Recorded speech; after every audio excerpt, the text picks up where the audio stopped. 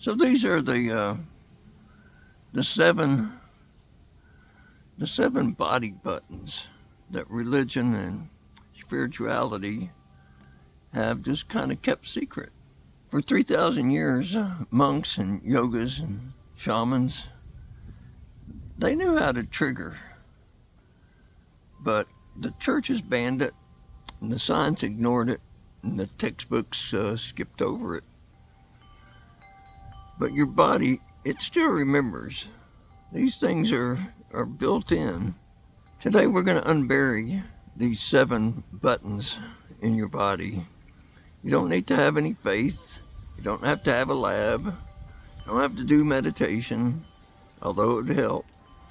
But just you. This was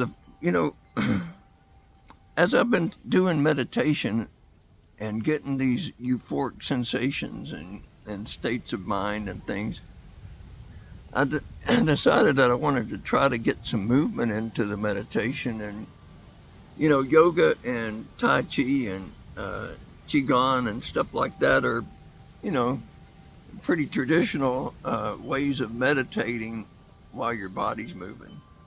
So I kind of messed around with Tai Chi and Qigong for a while, and ended up doing what I call Tom Chi.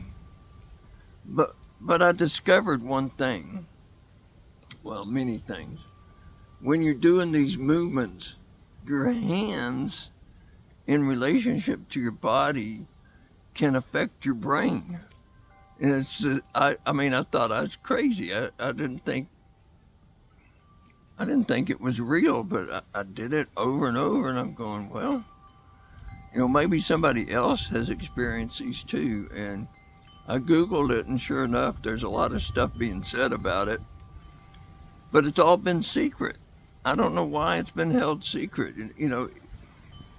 Even in the yoga and the Tai Chi and Qigong and stuff, they're teaching you movements, but they don't tell you anything about euphoric effects or anything.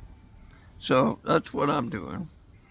But one thing I noticed right off is when I take my hands and I kind of put myself in a slight meditative, calm state of mind, take my hands and kind of scoop down by my thighs and pull up. And about right here, I start getting a euphoria. And I bring it on up and let it go. And you really do get a rush doing that. You should try it. So I call that the hand wave. And it's, certainly easy, and I don't know if you have to learn to do that through meditation, or if it's just something that you'll just do, without any kind of practice or anything. But you should try it.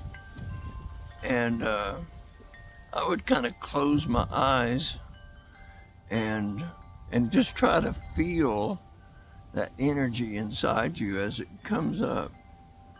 And even right now as I'm talking, I feel it. It's not as strong as if I was kind of meditating. But the rush is like behind your eyes, in the back of your head, and in your spine a little bit. When you're doing this, what the brain scans are showing is that you're releasing this insula, these other brain chemicals, anandamide. It floods your brain. Why this was hidden? I guess it was just too powerful for the masses. Qigong raises blissful chemicals is the name of the paper.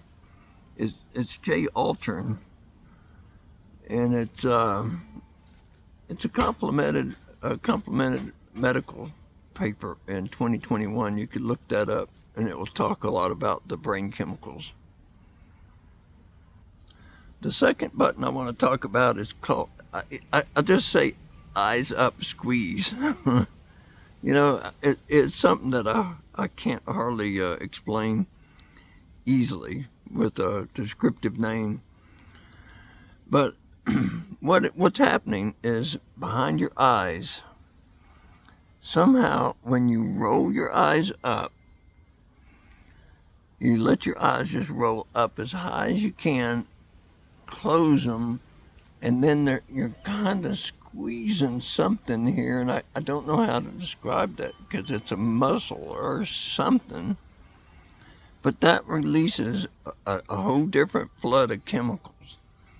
And several of these, I realized that some of these things you're doing, during a sexual orgasm, that kind of squeezing in your head.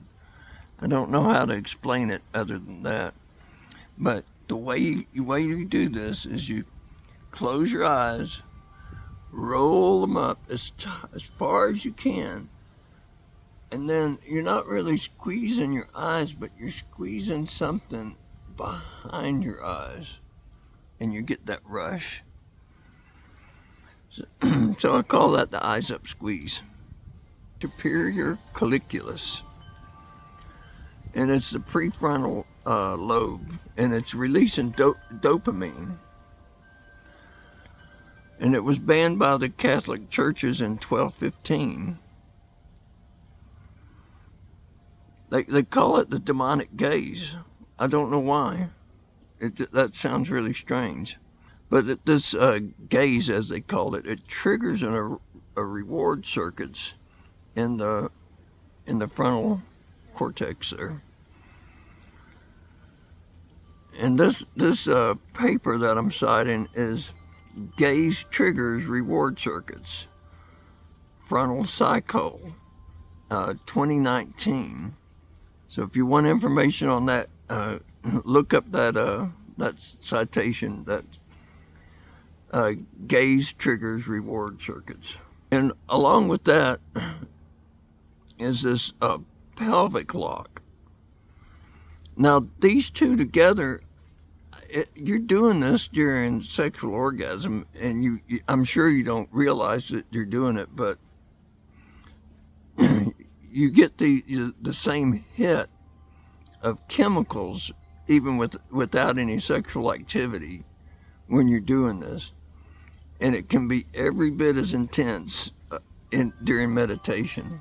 You're squeezing your glutes, and you're just tightening your butt, and you're kind of forcing this energy up.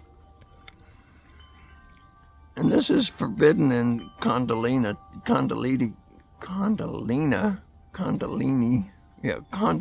text.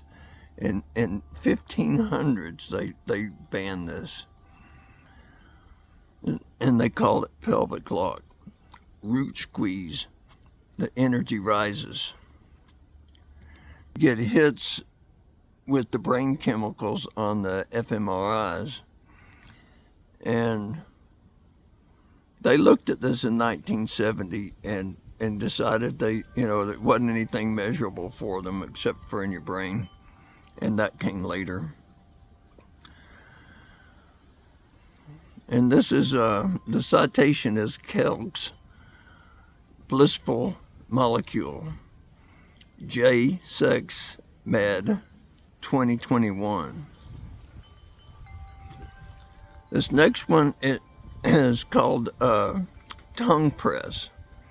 And what you're doing in this is you're pushing your tongue behind your front teeth, and you push up hard and hold that. And that's a secret Tibetan Lama technique. And this was a hidden thing that from the 1100s, and it's called the tongue press. And you just push with your tongue. You push your palate up as hard as you can, or pretty hard, not to where it's uncomfortable. And you seal an energy circuit according to the Tibetans. And the brain hit is and it's serotonin in your brain. and it's in hidden Vatican archives. I don't know how you say this, but it's Khechari, forbidden. That, I don't know how you pronounce it. That's that's the archives with the Vatican. And another citation is called Mondra's claim via Vegas, and that's INTJ Yoga, and it was in 2020. So you can look that one up. The next one is really easy. It's a smile lock, and it doesn't matter what your disposition is at the moment, but if you will smile a genuine large smile, and you just hold it for about 30 seconds. Might look kind of weird. Yeah, but you'll get that rush right up to the top of your crown. Says they dismissed it in the Stalic text in 300 BCE. Smile lock button, forced grin. And the brain hit on this is facial feedback to the dopamine loop. And science laughed, too simple, until these citations I'm calling on here is called Smiling Endorphins, Cycle Science 2012. You can look that paper up.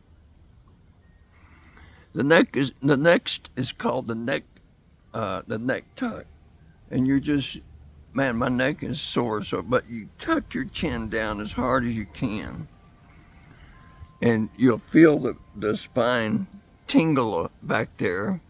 Of course, you don't want to hurt yourself, so be careful. And this was an Egyptian mystery school, the neck tuck and the double chin lift skull. So you're tucking your chin and, of course, lifting the back of your head at the same time, and you just hold that. The suboccipital, that's it. And it's activating the vagus nerve. They call that the wandering nerve. It goes, all through your body. And, just stimulating that with humming is also another thing.